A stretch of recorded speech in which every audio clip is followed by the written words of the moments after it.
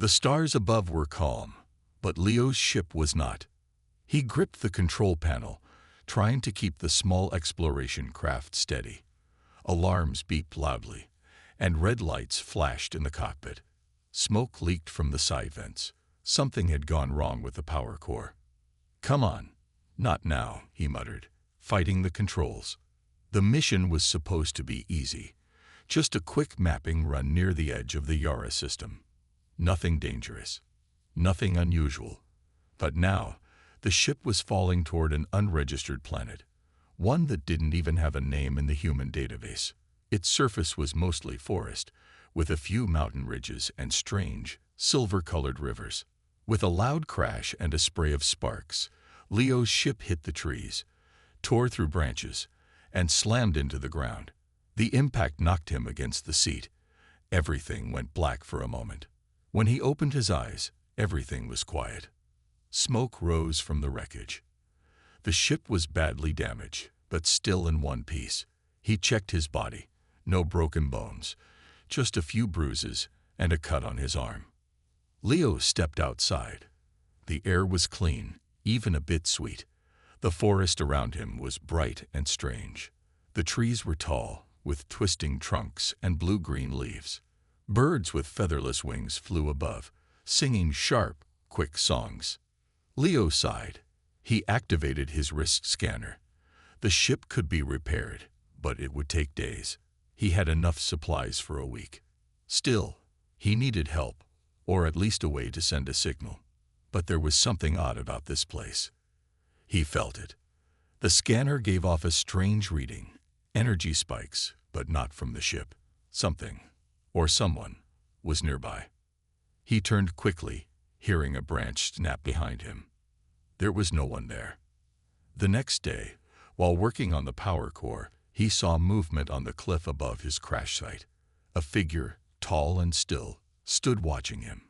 He couldn't see clearly, it was too far. But whoever it was, they didn't run. They simply watched. On the third day, she came closer. He was sitting near a fire, heating up some food. That's when he saw her, standing at the edge of the trees. Not hiding, just observing him. She was unlike anything he had ever seen. Her skin was a soft pale blue mixed with purple tones, like the twilight sky. Her hair was silver, long and loose. She had small, elf-like ears, and her eyes glowed golden, not with light, but with deep emotion. She wore a cloak made of natural fibers that shimmered faintly in the sun.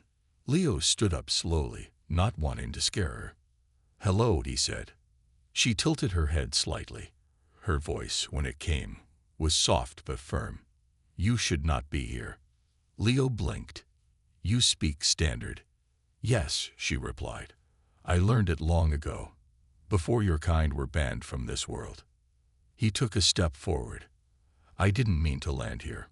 My ship broke. I didn't even know anyone lived here." She stared at him for a long moment. Then she spoke again. "You must leave soon. It is not safe for you here." "I can't leave," he said. "Not yet. I need to fix my ship." She turned, ready to walk away. "Wait," he called. "What's your name?" She hesitated. Then she answered without turning back. "Jera." And she disappeared into the trees. That night, Leo sat by the fire, thinking about her. Jera. Her name echoed in his mind. She didn't seem dangerous, but there was something sad in her voice, something deep and heavy. The next day, he found a bag of fruit left near his tools. He looked around, but no one was there. He smiled. "Thanks, Jera," he whispered. That evening, she appeared again, closer this time. "You fixed the cooling unit," she said, looking at the ship. "I'm trying," Leo replied. "Still got a lot to do." Jera stepped closer, her eyes focused on the damaged engine. "You won't be able to lift off with that coil broken." "You know ship tech?" She nodded. "A little. I studied it when I was younger." "Then maybe you could help me." She looked at him, surprised. Then she said, "Why are you not afraid of me?" Leo blinked. "Should I be?" Her eyes narrowed slightly. My people fear me. Yours would too. They called me cursed. A danger. Leo paused, then said simply, You helped me. You brought food. And I don't see a monster. I see someone who's been alone for too long. Jera turned her face slightly, hiding a reaction she didn't want him to see. For the first time in years, someone spoke to her without fear. And deep inside, something began to change. Leo worked on the ship every morning and looked toward the forest every evening. Jera always appeared when the light turned soft, just before sunset. She never came too close, but every time she stood a little nearer than the day before. Her presence had become part of his routine, just like the tools he used or the fire he built, and he didn't mind. In fact, her visits were what he started looking forward to the most. She watched him in silence at first. Then, slowly, she began to ask questions. Why do you humans build your ship so heavy? She asked one evening. Leo laughed. Heavy. We call it strong. Strange. You could fly easier if it were lighter. Well, he said, wiping grease from his hand, you're free to design one for us someday. She didn't smile. Not fully. But the corner of her lips curved just a little, and he caught it. One day, Jera walked right up to the edge of the crash site. She didn't cross into the area burned by the ship's fall. She stayed where the trees still grew, her feet touching grass, not ash. Your ship is still too damaged, she said. I know, Leo replied. I need a special coil for the power system. My backup's broken too. Jera knelt and pulled something from a small pouch, a silver tube with strange markings. Will this help? Leo's eyes widened. Yes, that's almost exactly what I need. Where did you get it? It was from an old wreck, she said. I found it long ago. Never thought I'd use it. He accepted it carefully. You're saving me. You know that, right? She looked down. I am only helping you leave. That's best for both of us. Leo didn't answer, not because he disagreed, but because part of him didn't want to leave anymore. Over the next few days, Jera visited more often. She told him about the forest, about the flying creatures called Scifi that glowed at night, and about the river stones that hummed when touched. In return, Leo shared stories of Earth, how trees looked there, what coffee tasted like, how snow felt on the skin. Jera listened quietly, like she was storing every word in her memory. Then, one evening, as they sat near the fire, she asked softly, Do humans believe in curses? Leo looked at her, surprised. Some do. Why? My people believe I carry one, she said. They say I was born under a broken star. That's why bad things follow me. Leo shook his head. I don't believe that.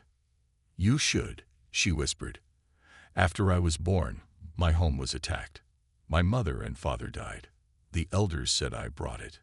That's not your fault, Leo said gently. They feared me, said I was marked. I tried to live among them, but even when I stayed silent, they whispered. Even when I was kind, they turned away. There was pain in her voice, a long-held sadness. Leo felt it. I'm sorry you went through that, he said. Jera turned toward him, her eyes soft but unsure. Then why are you not afraid of me? He looked at her for a moment. The firelight danced in her golden eyes. Her skin shimmered slightly in the night breeze, and her hair flowed like silver threads. She was different, but she was beautiful. Because, Leo said, I don't see a curse. I see someone strong, someone kind, someone who's been alone for too long. Her breath caught. She looked away quickly. You don't mean that. I do. Silence fell between them. Only the wind moved, rustling the leaves. Then, after a long pause, he asked, almost like she didn't want to know the answer. Why do you find me beautiful, human? Leo didn't speak right away. He could have said it was her eyes, or the way her voice sounded like soft music, or how her presence calmed his thoughts.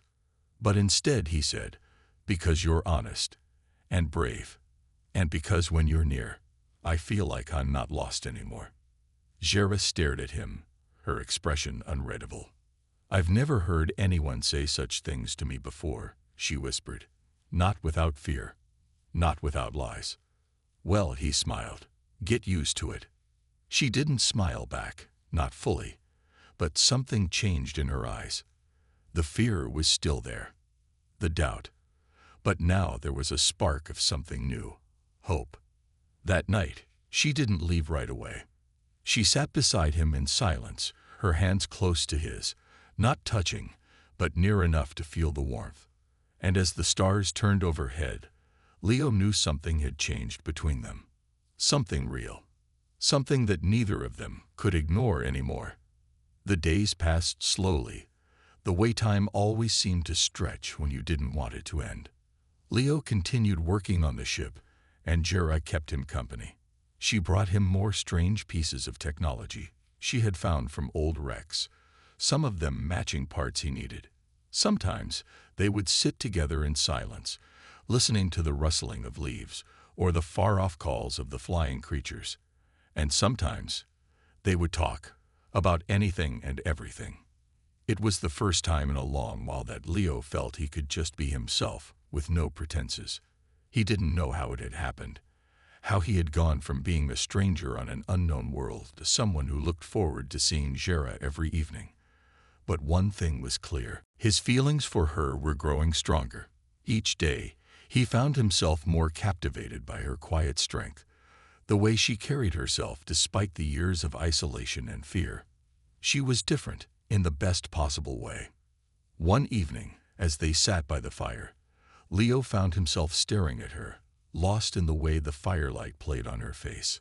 Her pale blue skin shimmered in the glow, and her eyes, golden and deep, seemed to hold more than just mystery. They held a kind of sadness he wanted to understand. She caught him looking and raised an eyebrow. What? Leo quickly turned his gaze away, feeling heat rise in his cheeks. Sorry, just thinking. Jera smirked, her lips curling in a way that was almost a smile. About you, he said, looking back at her. His voice was soft but honest. I don't understand why people would fear you. I don't see what they see. She looked down at the ground, her expression unreadable. You should. They know what I am. Leo frowned. No, they don't. They only know what they've been told. They've never given you a chance. I don't need their chance, she said sharply, her voice carrying the weight of years of pain. I don't need anyone. Leo was quiet for a moment. He didn't know what to say to that. He had never imagined that Jera, this powerful, beautiful, and intelligent woman, could feel so alone. But he understood.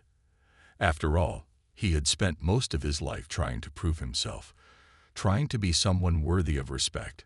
In a way, they were alike, both isolated by the worlds around them, forced to find their way through life without the support of others.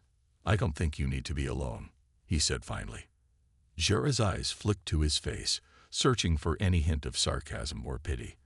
But Leo didn't offer either. He only looked at her with something softer, something she couldn't quite place. She turned her head away, her voice barely above a whisper. You don't understand. I understand more than you think. She stood up abruptly, her movement quick and sharp.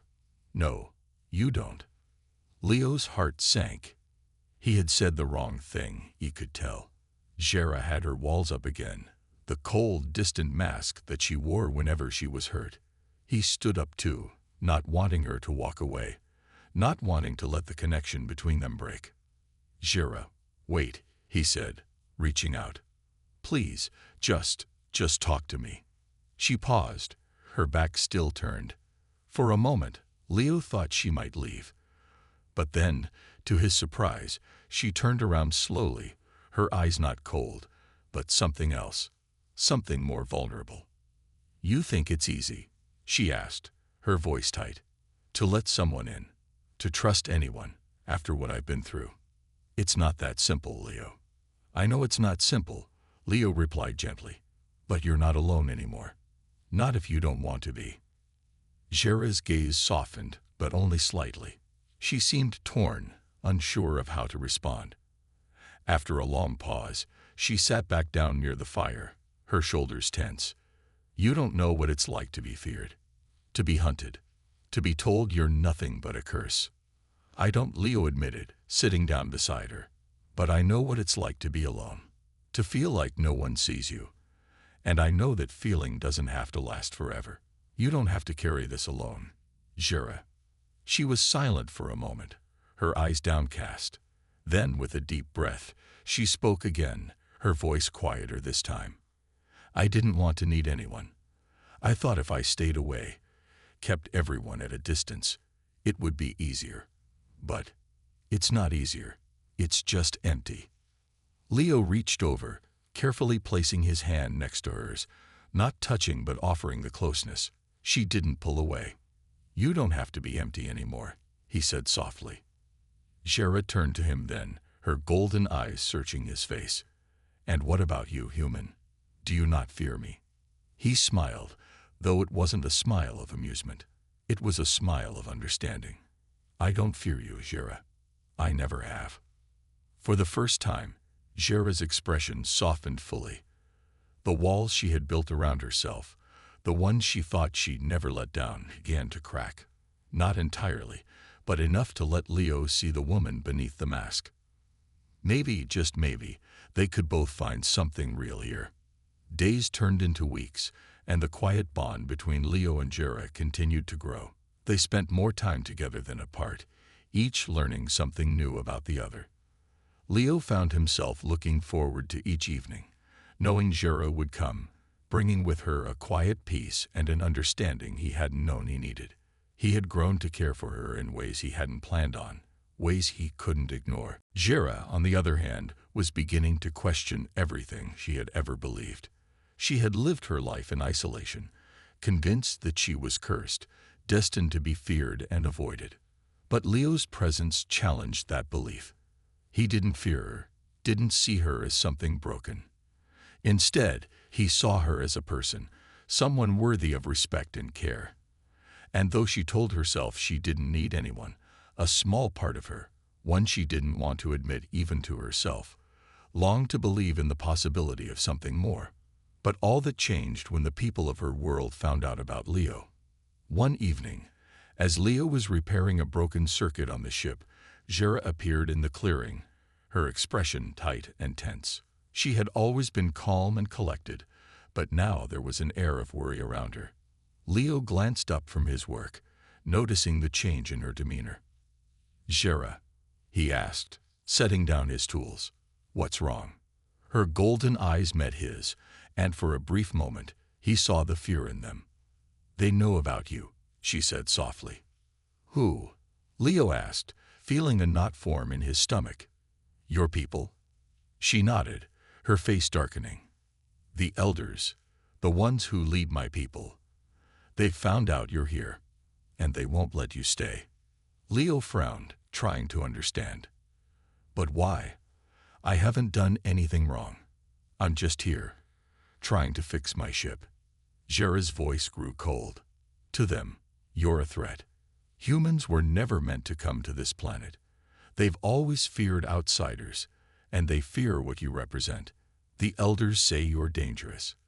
They don't want you here. Leo shook his head. I didn't ask to be here. I didn't choose to land on your world. My ship broke down. Jera sighed, rubbing her forehead. It doesn't matter. To them, it's the same. They will come for you. They'll make sure you leave, or they'll make sure you never leave at all. Leo's heart sank. So what are we going to do? Jera hesitated, her face conflicted. I don't know. I can't protect you from them. They're too powerful. And if they find out what we've been doing, they'll consider it treason. Leo stepped closer to her, his voice firm. I'm not going anywhere. Not without you. Jera's eyes widened in surprise. What do you mean? I mean, I'm not leaving without you, Jera. I've spent too much time here, getting to know you.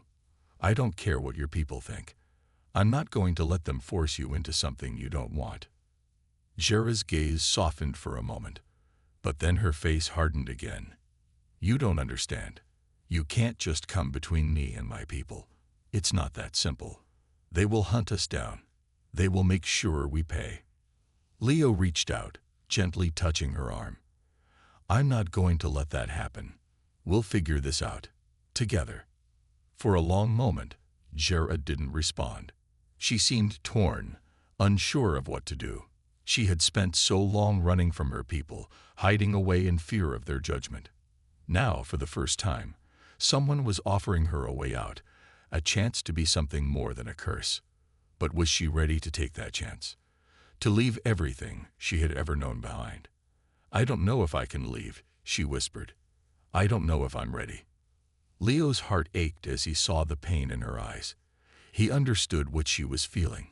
It wasn't easy to leave everything behind, especially when everything she had ever known had taught her to fear the unknown. But he knew one thing for sure. He couldn't let her stay alone, stuck in a world that didn't understand her. You don't have to leave everything behind, Leo said softly. You don't have to face this alone. Jera looked at him, the fear and uncertainty still in her eyes. But there was something else now, too, a flicker of hope. You'd stay with me, even if it means going against my people. Leo nodded, his voice steady. Yes, I'll stay with you, no matter what.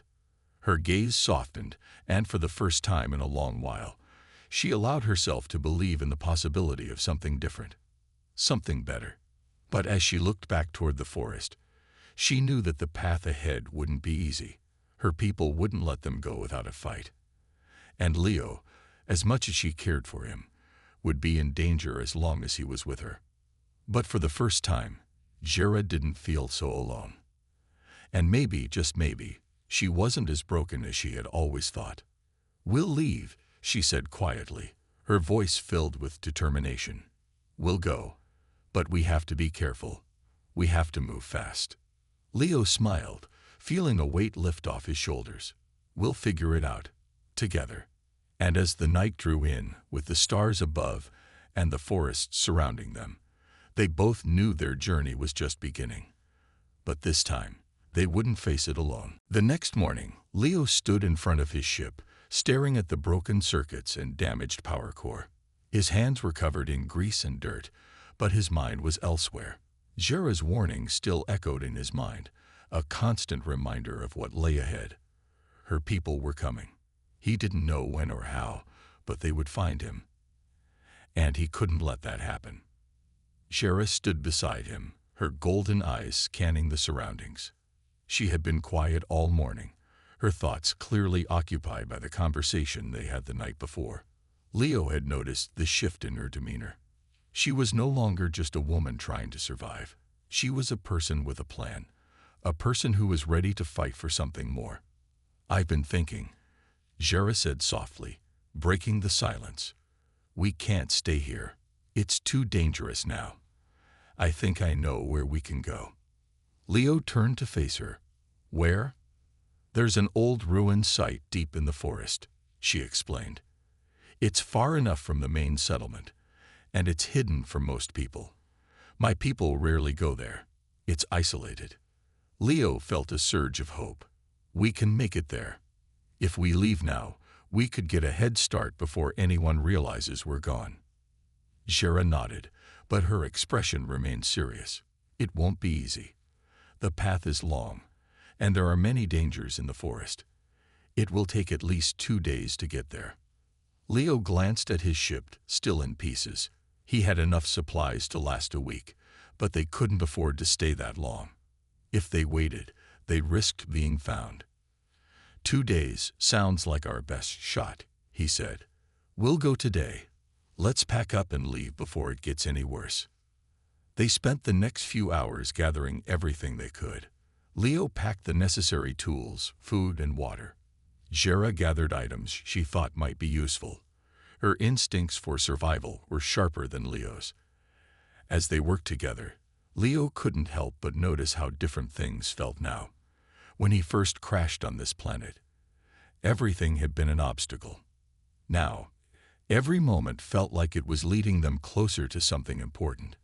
Jera had become more than just a companion on a journey. She had become his ally, his friend. The sun was beginning to set by the time they were ready to leave. The forest around them was silent, the sounds of distant creatures barely audible. As they made their way toward the tree line, Jera glanced over at Leo. "Are you sure about this?" Leo smiled. "I'm sure." And with that, they stepped into the forest, moving quickly and quietly, careful not to make too much noise. The journey was tougher than Leo had expected. The forest was dense, with thick underbrush and towering trees that blocked the light. It was easy to lose their way if they weren't careful. Jera led the way, her movements swift and practiced. She knew this land better than Leo ever could. By the time nightfall arrived, they had made it halfway to their destination. They found a small clearing near a stream, the water sparkling under the moonlight. It was peaceful, a brief moment of calm in the middle of their escape. Leo set up their camp, while Jera kept watch, her sharp eyes scanning the surroundings.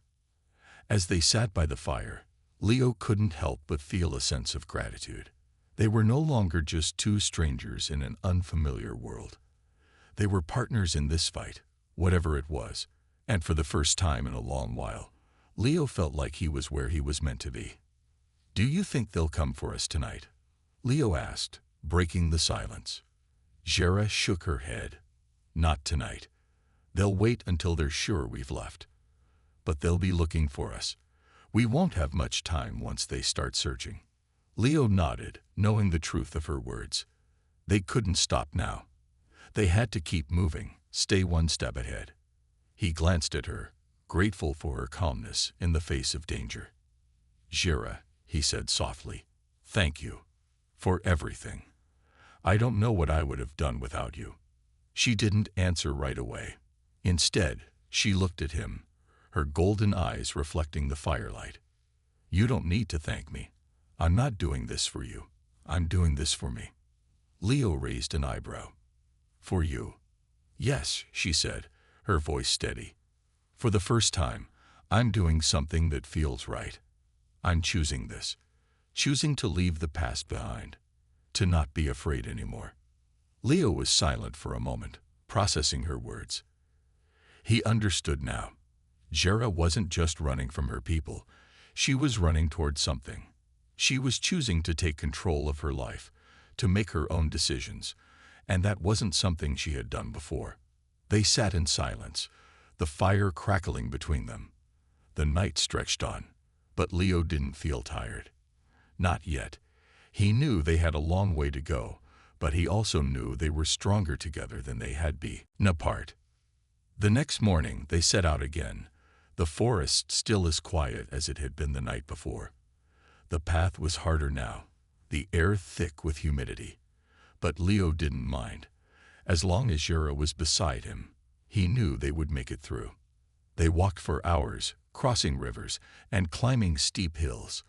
The journey was exhausting, but Leo was determined. And Jera, as always, was steady, showing no signs of slowing down. They didn't speak much, but the silence was comfortable, each of them lost in their thoughts, both focused on the same goal. By the time they reached the ruins, the sun had nearly set. The ancient stone structures stood tall and silent in the fading light, their crumbling walls hidden by overgrown vines. It was exactly as Jera had described, a place that felt both timeless and forgotten. As they entered the ruins, Leo looked at Jera. "We made it," he said.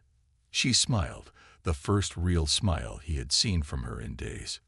"We made it." But even as they stood there, feeling a small sense of victory, Leo couldn't shake the feeling that their fight was just beginning. The real challenge was yet to come. The ruins were older than Leo could have imagined. They towered above him, their stone walls covered with thick vines that seemed to hide the true shape of the buildings. The structure was ancient, almost lost to time, but there was something about it that felt right, like it was a place meant to be hidden from the world. As Leo and Jera stepped deeper into the ruins, the ground beneath them seemed to hum, as if the very earth remembered the stories that had been forgotten long ago. Jera led the way through the winding paths, her movements quick and precise, a quiet authority in every step. Leo followed closely behind, his eyes scanning the area for any signs of danger. The night was falling quickly, but the ruins offered shelter from the open skies. They made their way to a small chamber hidden deep within the structure, a place where the walls were still intact, and the air was cool. Leo set down his pack and looked around. The room was dim, but he could make out the intricate carvings on the walls, symbols and pictures that seemed to tell a story of a time long past. He wanted to ask Jera about them, but he could see that she was lost in her own thoughts, her gaze distant as she stared at the markings. She sat down slowly on the floor, her eyes still on the walls. Leo sat across from her, giving her the space she needed. They were both tired from the journey, their bodies aching from the long hours of travel. But as Leo sat there, he realized that the real exhaustion came not from the physical strain, but from the constant fear that seemed to hang over them like a dark cloud. Jera finally broke the silence, her voice low and steady. "This place, it's not just a hideout. It's where my people once gathered, where they made their decisions." Leo frowned. "You mean the elders?" She nodded. "Yes, the elders. This was where they would meet to discuss important matters, to decide the fate of our people. But over time, they abandoned this place. They moved to the capital, and the old ways were forgotten." "Sounds like this place has some history," Leo said, his curiosity piqued. "Why didn't you tell me about it before?" Jera's gaze softened, and she looked at him, her golden eyes reflecting the flickering light of the fire they had built in the center of the room. "Because I didn't want you to see this side of me. I didn't want you to know what I've come from." Leo shook his head. "I don't care about your past, Jera. I care about you, and whatever you've been through, it doesn't change who you are now." She was quiet for a long time, her fingers tracing the edges of the stone beneath her. "You don't understand. You don't know what it's like to live under the shadow of a curse, to be told that your very existence is a threat." Leo leaned forward, his voice gentle. "I might not know exactly what you've been through, but I know what it feels like to be misunderstood. I know what it's like to feel like you don't belong." Jera's eyes flicked up to meet his, a faint spark of something, hope, maybe, flickering in her gaze. But it was gone almost as quickly as it had appeared. She stood up, walking over to one of the stone pillars in the room. "We can't stay here forever. My people will be looking for us. The elders won't stop until they find us." Leo stood as well, his heart pounding in his chest. "We don't have to run. We can fight back. We can stand up to them." Jera turned to face him, her expression serious. "You don't understand. They're too powerful. The elders have the entire planet at their command. If they wanted, they could destroy us." Leo clenched his fists. "But we can't just hide forever. We can't keep running." "I don't want to run anymore," Jera said softly, her voice trembling with emotion. "But if we fight them, if we go against them, we'll both be destroyed. There's no way out." Leo's heart sank. He wanted to say something, anything to reassure her. But the truth was, he didn't have a plan. He didn't know how they could defeat the elders, or even how they could survive. All he knew was that he couldn't let Jera face this alone. "We'll figure it out," Leo said finally. "We have to. Together." Jera looked at him, her eyes filled with a mixture of doubt and something else. "You're asking me to risk everything, to risk my life. And for what? A chance. A chance at something better," Leo replied. "A chance at freedom. A chance at living without fear. Don't you want that?" She didn't answer right away, her gaze drifting to the stone walls once again. For a moment, the room was silent, save for the crackling of the fire. Leo waited, his heart racing as he tried to make sense of everything. They couldn't just give up. Not now. Finally, Jera spoke, her voice quieter than before. "I'm tired, Leo. I'm tired of running. But I'm scared." Leo took a step closer, his eyes locking with hers. "I know you are. But I'm not scared anymore. Not with you. She looked at him for a long moment, as if searching for something in his eyes. Then, slowly, she nodded. Okay, we'll fight. But we do it my way. Leo smiled, relieved that she had agreed. I'm with you, every step of the way.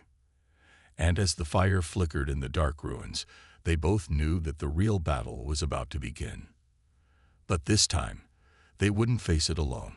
The night in the ruins was long and filled with uncertainty. Leo and Jera had spent hours discussing their options, but the plan still felt fragile, like a thin thread stretched too tight. They had agreed to fight back, to face the elders head-on, but the path was unclear. Jera knew the risks. She had lived her whole life in fear, always keeping her distance from her own people, from the world she was supposed to belong to. Now, with Leo by her side, she found herself facing a decision she never thought she would have to make, whether to fight for freedom or accept the safety of hiding forever. Jera stared at the fire, her face illuminated by the soft glow. The flames crackled and popped, but in her mind, there was no sound. Only the weight of the choices ahead. She had spent so many years believing that being alone was the only way to survive. But now, Leo's presence in her life had forced her to confront everything she had been running from. Leo, Jera spoke quietly, her voice breaking the silence. If we do this, if we fight, I don't know what will happen. There's no going back. Leo, who had been quietly watching the fire, turned to look at her. His expression was serious, but there was no hesitation in his eyes. I know, but we can't keep running. We have to make a stand. Jera's golden eyes met his. I'm not asking you to fight for me. I'm asking you to fight for us. Leo nodded, understanding the weight of her words. This wasn't just about survival anymore. This was about choosing a future where neither of them had to hide or live in fear. I'm with you, Leo said firmly. I've been with you from the start, and I'll be with you until the end. Jera studied him for a moment, her heart swelling with something she hadn't felt in years. Trust. She had never trusted anyone like this before, not since the day her family had been taken from her. But Leo was different. He wasn't afraid of her. He wasn't afraid of the risks. He was willing to stand beside her, even in the face of impossible odds. I don't know what the elders will do when they find us, Jera said, her voice low. But I know what they've done to people like me. They won't stop until they've made an example of us. Leo took a deep breath. Then we'll make sure they know they picked the wrong fight. They stood in silence for a while, each lost in their thoughts, but there was a new understanding between them. Jera had always carried the burden of her people's hatred, but now she wasn't alone. Leo had chosen to stand with her, and that choice meant everything. By the time the sun began to rise, casting a golden light across the ruins, Leo and Jera had a plan. They would not wait for the elders to come to them. They would go to the heart of their world and challenge the system that had kept Jera imprisoned for so long. They would make their stand. As they packed up their camp and prepared to leave the ruins, Jera felt a sense of determination settle in her chest. For the first time in years, she felt in control of her own fate. The path ahead was still dangerous, but now she had someone to face it with.